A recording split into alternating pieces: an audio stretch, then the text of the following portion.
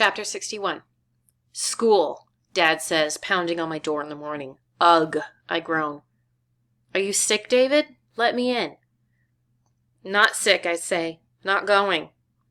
Son, Dad's voice softens. You have to go. Not going. He slams his hand on the door, then I hear footsteps fade. Not going to school, not dealing with Tommy Murphy and his lunch table full of Neanderthals or Elliot or even Sophie. Not going to hear Laneberg ever again. Just not. At 10:45, I use the bathroom, brush my teeth, and catch my image in the mirror. I look worn out, like Dad looks sometimes. My eyes are still pink and puffy. I sneak down to the kitchen and bring out supplies. Orange juice, sliced bagel, 3 pieces of cheese, and a cereal bar. Then I lock my door again. I turn on the computer and surprised that I'm able to smile about the huge number of new views and comments the videos have gotten. How can one part of my life be so amazing while the other part, well, is flushed down the toilet? If only a few of these fans went to Harmon, my life would be so much better. I don't answer the phone when it rings twice in the late afternoon. Sophie leaves a message. David, I want to know if you're okay. I'll drop your backpack off in front of your house later. Call me, and let me know if you want the math homework. Nope. The other message is from Elliot. Elliot! David, look, Tommy told me what happened, and I'm really... He chokes up. Look, I'm really sorry, okay? I take a deep breath and play the message again. Nope, definitely not okay. I don't answer my family when they pound on my bedroom door in the evening until Dad threatens to take the door off its hinges. I'm not sure if he can do it, because he's pretty hopeless with tools, but I open the door a crack just in case. I'm okay, I tell him, even though I'm not, but I'm not coming out. Yes, you are, David says, bounding into my room, and you're going to school tomorrow. I cross my arms. No, I'm not. You are, David says. I'm not, because tomorrow is Saturday. Dad's neck gets red. Well, Monday. You're definitely going back Monday. Never going back. You are, David says, sitting on the bed and patting the space beside him. Now let's talk about this. No. I know I sound like a baby, but I don't care. And I don't sit beside him either. You'll feel better, David. I promise if you talk about this, you'll feel better. Talking will not make me feel better, I say, crossing my arms more tightly. Tommy getting transferred to another school would make me feel better.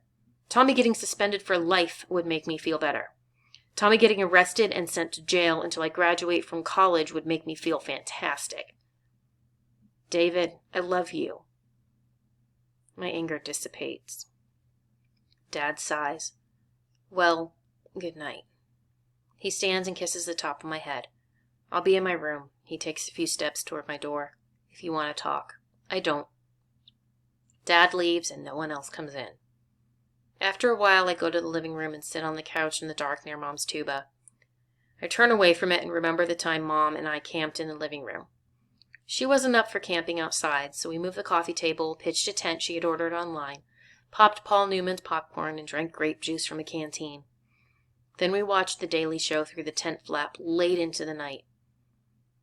I also remember that first day of summer break when Elliot and I were supposed to watch the Daily Show episodes I'd recorded, but ended up going to the stupid mall. I turn on the TV and click on the first of many Daily Show episodes I recorded. During John's opening monologue, I don't even laugh, even though he's funny. I love the expressions he makes, especially when he raises one eyebrow and says, "Oh, really?" Elliot used to do that when we made talk time together. I can't believe he called today. Maybe he's changing into a decent person. Maybe he wants to be friends again. Or maybe it's just another trick.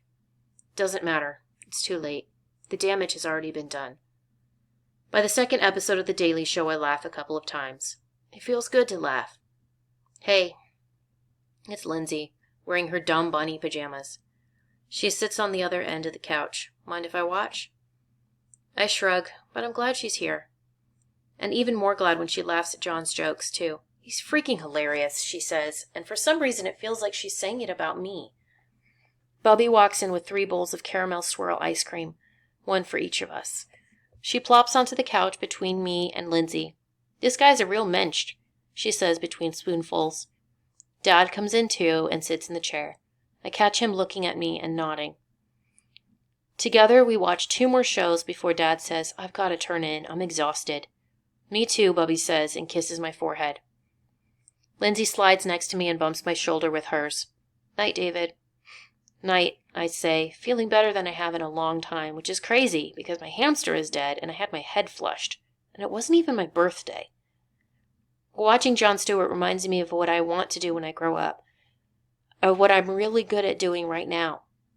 Upstairs, even though I'm so tired I'm dizzy, I take Hammy's cage and dump out the wood shavings. I scrub the bottom, too. Then I carry the cage, water bottle, and food dish to the garage.